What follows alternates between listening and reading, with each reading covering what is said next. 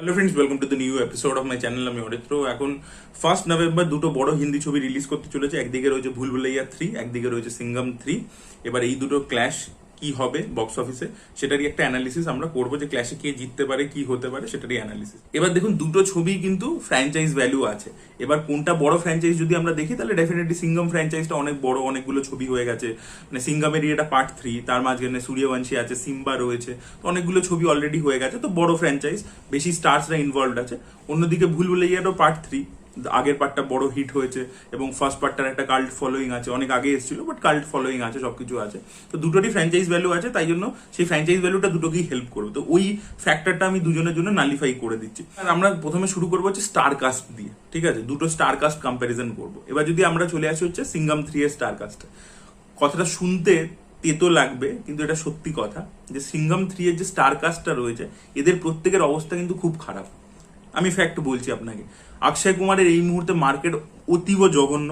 সে এত পরিমাণে ছবি করে, তার ছবি নিয়ে কোনো হাইপ থাকে না। তো অক্ষয় কুমার আলাদা করে কোনো অ্যাডিশন ছবির মধ্যে করতে পারবে না, সেটা তার বক্স অফিস দেখে বোঝা যাচ্ছে পরিষ্কার। দ্বিতীয় হচ্ছে রণবীর সিং। রণবীর সিং এরও কিন্তু বক্স অফিসের অবস্থা এই মুহূর্তে খুবই খারাপ। তো রণবীর সিং চলে গেল। টাইগার শ্রফেরও অবস্থা খুবই খারাপ, আপনারা দেখতেই পাচ্ছেন, তার একের পর এক ছবি যেগুলো ইন্ডিভিজুয়াল সে করছে শেলফ হয়ে যাচ্ছে। আচ্ছা, অর্জুন কাপুরের ব্যাপারে যত কম কথা বলি ততই ভালো, আপনারা নিজেরাই জানেন।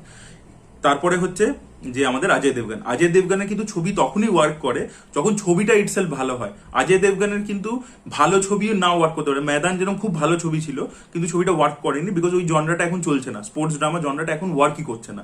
সেটা ভালো ছবি বানালো, ইভেন চান্দু চ্যাম্পিয়নও ভালো ছবি ছিল কিন্তু চলেনি, ময়দানও ভালো ছবি ছিল, চলেনি। তো অজয় দেবগনের ক্ষেত্রে কিন্তু যেটা হচ্ছে, যে ছবিটা ভালো হতে হবে, টাইমিং ঠিকঠাক হতে হবে। অজয় দেবগন সবের মধ্যে কনসিস্টেন্টলি ভালো অভিনয় করবে, কিন্তু তার আলাদা করে যে স্টারডামটা, সেটা কিন্তু কোনো ছবিকে ওইভাবে হেল্প করছে না। ছবিটা হিট হলে হিট হবে, সেটা ফ্র্যাঞ্চাইজ ভ্যালুর জন্য হতে পারে, গল্পের জন্য হতে পারে, whatever reason. But Ajay দেবগনের স্টারডাম কিন্তু সেটাকে আলাদা করে কোনো অ্যাডিশন করছে না। একটা ভালো ছবি শয়তান, সেটা চলতে পারে, আবার ভালো ছবি ময়দান, সেটা নাও চলতে পারে। তো অজয় দেবগনের ওরকম আলাদা করে স্টারডাম, অজয় দেবগনের ডেফিনেটলি স্টারডাম রয়েছে, প্রচুর পপুলারিটি রয়েছে, is a very fine actor, but সেটা এখন আর সেইভাবে ওয়ার্ক করছে না। আর এছাড়া যদি আমি হিরোইনদের কথা বলি, এখানে করিনা কাপুর আর দীপিকা পাডুকোন রয়েছে ছবির মধ্যে। এরাও কিন্তু প্রত্যেকেই বয়স হয়ে গেছে এদের। করিনা দীপিকার ক্ষেত্রে, এদের ক্ষেত্রে কি হচ্ছে, এদের বয়স হয়ে গেছে, ঠিক আছে? তো কমার্শিয়াল ছবির মধ্যে গ্ল্যামার কোশ্চেনটা বেশি করে চলে।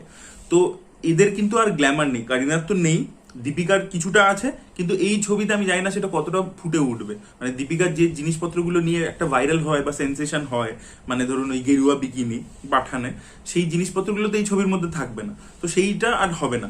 এবং আমি যদি বলি যে দীপিকাও কিন্তু অনেক দিন ধরে কাজ করে ফেলেছে, এবং দীপিকা করিনা এদের ইউএসপি কিন্তু ফিমেল সেন্ট্রিক ছবিতে বেশি ওয়ার্ক করে। মানে একটা ক্রু এর মতো ছবি করিনা হিট দিতে পারছে, সেখানে আরো দুটো ফিমেল কোস্টার রয়েছে, সেই ছবিটা পুরোটাই ফিমেল ওরিয়েন্টেড। বা দীপিকা যদি একটা পিকুর মতো ছবি করতো ফিমেল ওরিয়েন্টেড, সেটা ওয়ার্ক করতো।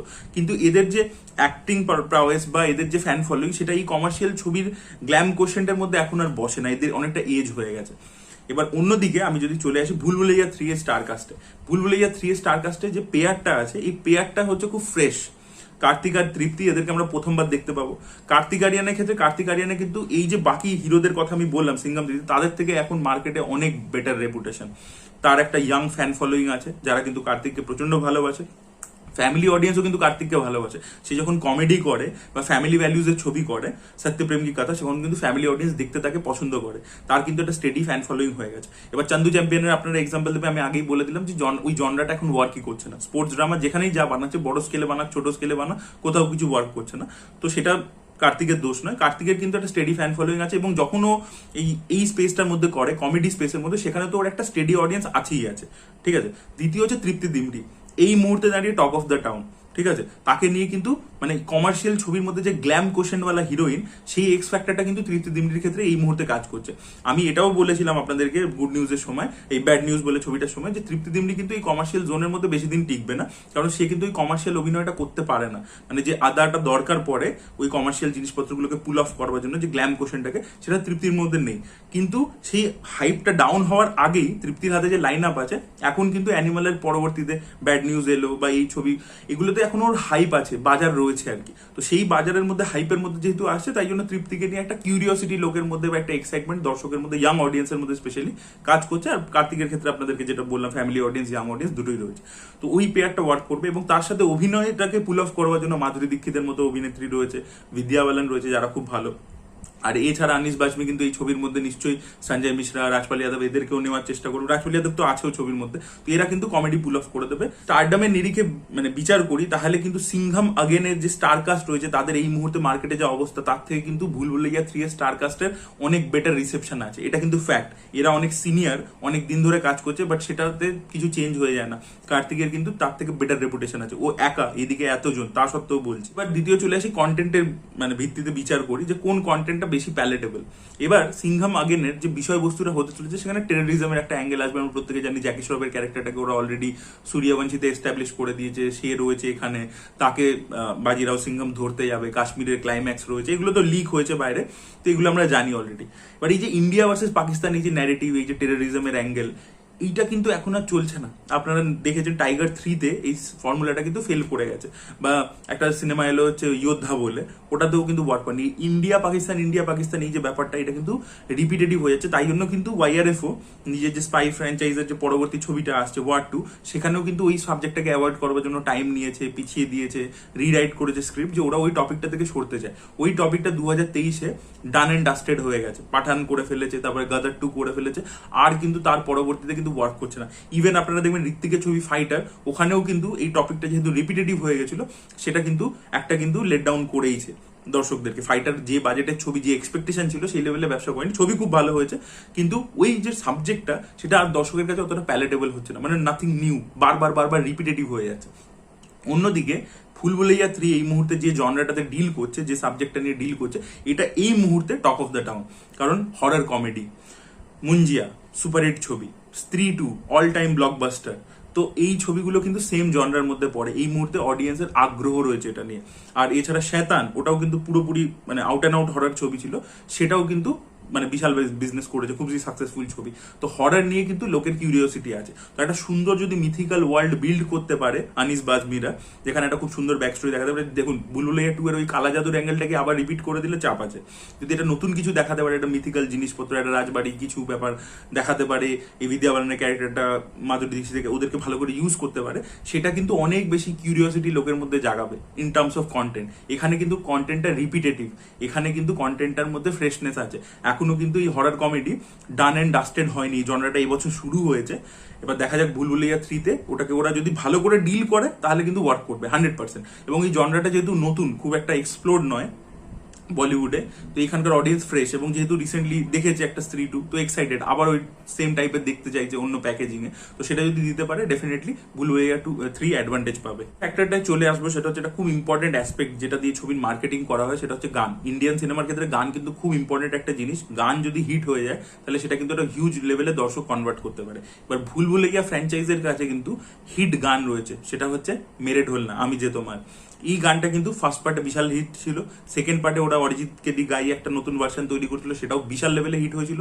এবং থার্ড পার্টেও কিন্তু ওরা শিওর শট ওই গানটাকে রাখবে এবং ওটাতে নাচ ইত্যাদি ক্লাইম্যাক্স অনেক কিছু নিশ্চয়ই ডিজাইন করবে, এবং সেটা কিন্তু ডেফিনেটলি সিনেমাটাকে বিশাল বড় অ্যাডভান্টেজ দেবে। দ্বিতীয় হচ্ছে এই ফ্র্যাঞ্চাইজেরই আরো একটা গান, সেটাকে আবার করে রিক্রিয়েট করা হচ্ছে লাবোকো বলে, ওই গানটাকে আবার করে রিক্রিয়েট করা হচ্ছে তৃপ্তি আর কার্তিকের মধ্যে। ওটাও কিন্তু এই ফ্র্যাঞ্চাইজেরই গান, যেটা কিন্তু খুব হিট গান, তো ওটারও একটা ভ্যালু থাকবে। তো এইগুলো রয়েছে। অন্যদিকে রোহিত শেট্টির মিউজিক চিরকালের দুর্বল, ঠিক আছে। চেন্নাই এক্সপ্রেস শাহরুখের সাথে ও যে ছবিগুলো করেছে ওটা বাদ দিয়ে বাকি আপনি ছবিতে দেখে নিন, ওর মিউজিক কিন্তু কোনোদিনও ভালো ছিল না, এটা কিন্তু আমি ফ্যাক্ট বলছি। শাহরুখের সাথে একমাত্র চেন্নাই এক্সপ্রেস আর দিলওয়ালের মিউজিক কিন্তু ভালো, বাকি কিন্তু ওর ভালো না। আর বাকি যেগুলো হিট হয়েছে সেগুলো কিন্তু সব রিমেক গান, ঠিক আছে। আপনি দেখবেন সূর্যবংশীতে 2টো গান বিশাল হিট হয়েছিল, আইলা রে আইলা, ওটা হচ্ছে খাট্টা মিটার গানের রিমেক, অক্ষয় কুমারের খাট্টা মিটা প্রিয়া দাসের সাথে তারই গানের রিমেক করে দিয়েছিল, ওটা ছিল। আর দেখবেন একটা টিপ টিপ বর্ষা পানি, ওটা অক্ষয় কুমারের মহড়ার গানের রিমেক। তো ওগুলো কিন্তু ফ্র্যাঞ্চাইজের নিজস্ব কোনো রকম সিগনেচার গান নেই যেটা বিশাল হিট, ওগুলো কিন্তু সবই কিন্তু পুরোনো গানকে মানে 90s এর গান ইত্যাদি গানকে নিয়ে রিমেক করে দিয়েছে। সেটা দেখা যাক সিংঘাম এই পার্ট 3-তে এখানে আর কি কোনো রিমেক গান থাকে কিনা, কিন্তু এগুলো কোনোটাই কিন্তু এই ফ্র্যাঞ্চাইজের গান নয়, মানে লোকে কিন্তু গানটা শুনেই যে ওই সিনেমার সাথে আইডেন্টিফাই করে নেবে সেরকম কিন্তু ব্যাপারটা নয়। সিংঘাম আগেনের কাছে এরকম কোনো গান নেই যেটার সাথে ইমিডিয়েটলি লোকে ফ্র্যাঞ্চাইজটাকে আইডেন্টিফাই করে ফেলবে, সেটা ভুলভুলাইয়া 3 এর কাছে রয়েছে। এবং লাস্ট আমি যে অ্যাসপেক্টটায় চলে আসবো সেটা হচ্ছে ডিরেকশন। এবার ডিরেকশনের ক্ষেত্রে কিন্তু ডেফিনেটলি রোহিত শেট্টির থেকে আনিস বাজমি বেশি ভালো ডিরেক্টর, সফল হয়তো রোহিত শেট্টি বেশি, কিন্তু আনিস বাজমি ডিরেক্টর ভালো। একটা কেন আমি বলছি, আনিস বাজমি কমেডিকে ট্রিট করে লেয়ার বাই লেয়ার ইনফরমেশনকে হাইড করে। আপনারা দেখবেন জর্ডান পেলের নাম আপনারা নিশ্চয়ই শুনেছেন, বিশাল বড় ডিরেক্টর, খুব ভালো ভালো ছবি করেছে। তার দেখবেন একটা ইন্টারভিউ আছে, সেখানে সে বলছে হরর আর কমেডি কিন্তু মানে খুব ক্লোজ, সাউন্ডের খালি ডিফারেন্স রয়েছে, নাহলে ট্রিটমেন্টটা একই রকমের। এবার হররের মধ্যেও দেখবেন ইনফরমেশন হাইড করে করে আপনাকে শক ভ্যালুটা দেওয়া হয়। কমেডিতেও কিন্তু সেম জিনিস করা হয়, যে comedy of errors, confusion create করে যেটা করা হয় সেটা কিন্তু ওইভাবেই করা হয়। দুটোর মেকানিজমটা সেম। আমি সেটা ডিটেলে ঢুকছি না, তাহলে সেটা একটা সেপারেট ভিডিও বানাতে হবে। আপনারা অবশ্যই কমেন্টে জানান শুনতে চান কিনা, তাহলে বানাবো ভিডিও। এবার আনিস বাজমির কমেডি আপনারা যদি দেখেন, এই কনফিউশনের উপর দাঁড়িয়ে আছে, সেটা কিন্তু মজা দেয়। মানে আপনারা ওয়েলকামের ওই ক্লাইম্যাক্সের সিনটা দেখিনি, লাকি যেখানে ওই লাকিকে খুঁজে বার করছে, ওই চিতার মধ্যে ঢুকে যাচ্ছে, ওই সিনটাতে অডিয়েন্স জানে যে লাকি নেই, কিন্তু ক্যারেক্টাররা জানে না যে লাকি ওখানে আছে কি নেই। তো ওখানে কিন্তু সিনেমার মধ্যে যে ক্যারেক্টাররা আছে তারা কিন্তু জানে না যে লাকি ওখানে মানে নেই, কি হচ্ছে সেটা নিয়ে একটা কনফিউশন ক্রিয়েট হচ্ছে। অডিয়েন্স কিন্তু আগে থেকে পুরো ব্যাপারটা জানে, এবং সেটা নিয়েই পুরো কমেডিটা ক্রিয়েট করা। বা অন্যদিকে নো এন্ট্রিতে একটা মলের সিন আছে, সেখানে দেখবেন আমরা অডিয়েন্স জানি যে অনিল কাপুর আর বিপাশা বাসু ওই মলে শপিং করতে এসছে, লারা দত্তাও ওখানে এসছে, কিন্তু ক্যারেক্টাররা নিজেরা জানে না। এগুলো কিন্তু সাসপেন্সারি এলিমেন্ট, এগুলোকে কিন্তু ঘুরিয়ে ফিরিয়ে কমেডির মধ্যে ব্যবহার করা হচ্ছে। দ্য ট্রোপস আর সেম, বাট ট্রিটমেন্টটা একটু আলাদা। তো সেই জিনিসটা কিন্তু আনিস বাজমি করে থাকে, যেটা প্রিয়াদর্শন নিজের ছবির মধ্যে ভাগামভাগ ইত্যাদির মধ্যে দেখবেন করে থাকে। তো ওইটা কিন্তু রোহিত শেট্টি করেই না। এবার আমি বলছি না, রোহিত শেট্টি পুরোটাই হচ্ছে গ্যাগস এর উপর দাঁড়িয়ে আছে, লাইন্স কি বললো, এই কি বললো, বা ফিজিক্যাল কমেডি কিছুটা তার উপর ব্যাপারটা দাঁড়িয়ে আছে। এবার তাতে মানে ফেল কোথায় করে ব্যাপারটা, যে রাইটার যদি ডায়লগ ভালো না লিখে দেয় তাহলেই আপনার প্রবলেম হবে। যেখানে যেখানে এন্টারটেনমেন্ট ভ্যালুটা ল্যাক করবে সেখানে প্রবলেম হবে। এবং রোহিত শেট্টির এই ছবিটার মধ্যে ভরপুর অ্যাকশন আছে, কিন্তু রোহিত শেট্টির অ্যাকশন কিন্তু ডেটেড হয়ে গেছে। এখন অডিয়েন্স যে লেভেলে অ্যাকশন দেখে ফেলেছে সাউথের ছবির মধ্যে, সেটা এতটাই অ্যাডভান্স, তার মেকিং ইত্যাদি এতটাই ভালো, যে এখন কিন্তু রোহিত শেট্টির অ্যাকশন আলাদা করে ইউএসপি ক্রিয়েট করতে পারবে না। তো ডিরেকশনের দিক থেকে আমি যদি বলি, আনিস বাজমি কিন্তু ওই যে কমেডিটা করে, সেই কমেডিটা কিন্তু এভারগ্রিন। ওটা কমেডির আগে ক্লাসিক্যাল ট্রোপ, যেটা প্রিয়দর্শন, যেটা ডেভিড ধাওয়ানও ব্যবহার করে, যেটা আনিস বাজমি যেহেতু ডেভিড ধাওয়ানের সাথে প্রচুর ছবিতে রাইটার হিসেবে কাজ করেছে, তো আনিস বাজমিও কিন্তু ওই ধরনেরই কমেডি করে।